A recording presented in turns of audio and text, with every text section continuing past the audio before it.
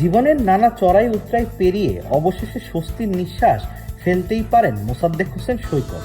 দীর্ঘ 4 বছর পর জাতীয় দলের জার্সি গায়ে জড়িয়ে সব আলো যেন নিজের দিকে কেড়ে নিলেন এই অলরাউন্ডার।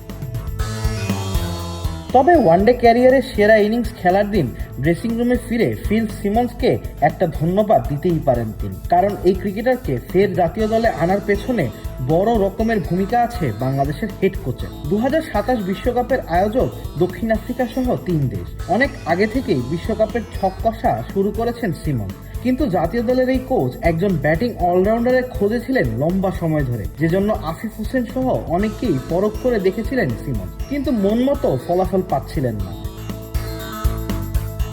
এরই সুবাদে মাস 3 আগে মোসাদ্দেক হোসেন সৈকতকে ডেকে আনা হয় জাতীয় দলের ক্যাম্পে। যদিও পাকিস্তান ও নিউজিল্যান্ড সিরিজের দলে সুযোগটা আসেনি তার, কিন্তু অপেক্ষার প্রহর ফুরিয়ে এই অলরাউন্ডারের সুযোগ এলো অস্ট্রেলিয়া সিরিজে, আর সুযোগটা দারুণভাবেই না কাজে লাগালেন তিনি। দীর্ঘ 4 বছর পর জাতীয় দলে ফিরে স্মরণীয় এক প্রত্যাবর্তনে গল্প লিখলেন মোসাদ্দেক। অস্ট্রেলিয়ার বিপক্ষে ওয়ানডে সিরিজের প্রথম ম্যাচে দায়িত্বশীল ও পরিণত ব্যাটিং করে তুলে নিলেন ক্যারিয়ারের চতুর্থ অর্ধশতক।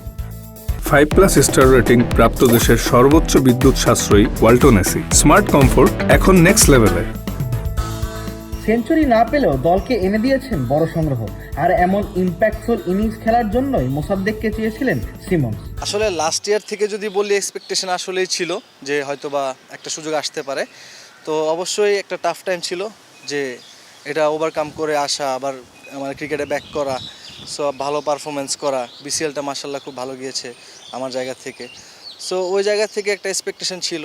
এখন তো মাশাআল্লাহ ক্যাম্পে সুযোগ পাইছি, তো সেটা চেষ্টা করব যেন এটা কন্টিনিউ করতে পারি এবং যখনই সুযোগ আসবে যেন সেটা ফিডব্যাকটা দিতে পারি। না, এটা খুবই ভালো। আসলে এখানে দেখেন প্রায় 35-36 জনের মতো ক্রিকেটার যারা কিনা ক্যাম্প করতেছে একসাথে। অবশ্যই একটা লম্বা পরিকল্পনা নিয়ে ক্যাম্পটা চলতেছে, তবে এরকমভাবে মানে কোনো কথা হয়নি। এক্সপেকটেশন যে জায়গাতে ছিল ওই জায়গা থেকেই নিজে চেষ্টা করেছি যতটুকু প্র্যাকটিস করার। মাঝে বাংলাদেশের ক্রিকেট থেকে একরকম হারিয়ে গিয়েছিলেন মোসাদ্দেক। সাবেক প্রধান নির্বাচক গাজী আশরাফ হোসেন লিপু তো বলেই দিয়েছিলেন, মেহেদী হাসান মিরাজ থাকতে মোসাদ্দেকের দলে আর সুযোগ নেই। তবুও মোসাদ্দেক হাল ছাড়েননি। ঘরোয়া ক্রিকেটে নিয়মিত পারফর্ম করে গেছেন। ঢাকা প্রিমিয়ার লিগের চলতি মৌসুমে আবাহনীর হয়ে 7 ইনিংসে 67.33 গড়ে 133 স্ট্রাইক রেটে 336 রান করেছেন তিনি। বল হাতেও নিয়েছেন 12 উইকেট। এরই সুবাদে মোসাদ্দেকের ডাকটা চলে আসে অস্ট্রেলিয়া সিরিজে। মিরাজের অধিনায়কত্বেই 4 বছর পর ওয়ানডেতে ফেরেন মোসাদ্দেক, আর এই প্রত্যাবর্তনকে তিনি রঙিন করলেন ওয়ানডে ক্যারিয়ারের সেরা ইনিংস দিয়ে। 2019 বিশ্বকাপের আগে ওয়েস্ট ইন্ডিজের বিপক্ষে ত্রিদেশীয় সিরিজের ফাইনালে 27 বলে 52 রানের ইনিংস ছিল এতদিন তার ওয়ানডে ক্যারিয়ারের সর্বোচ্চ। 6 ব্যাট করবেন, সঙ্গে করতে পারবেন বোলিং, এমন একজন ক্রিকেটারের খোঁজেই ছিল বাংলাদেশ অনেকদিন ধরে। সবশেষ 2টি সিরিজে সেই চেষ্টা হয়েছিল আফিফ হোসেনকে দিয়ে, তবে তার ব্যর্থতার পর দুশ্চিন্তা বেড়ে যায় বাংলাদেশের। বিকল্প খুঁজতে খুঁজতে নির্বাচকরা আস্থা রাখেন মোসাদ্দেকের উপর, আর অস্ট্রেলিয়ার বিপক্ষে সিরিজের প্রথম ওয়ানডেতেই নির্বাচকদের সেই আস্থার প্রতিদান দিলেন মোসাদ্দেক।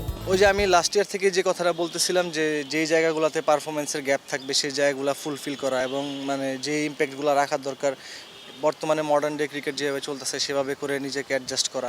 আমি যখনই খেলবো সেই ইম্প্যাক্টটা যেন রাখতে পারি। তো এর বাইরে বেশি কিছু চিন্তা করতেছি না, আসলে আমি ওইভাবে চিন্তা করতেও চাই না। আবিদ মোহাম্মদ, ক্রিক ফ্রেন্জি।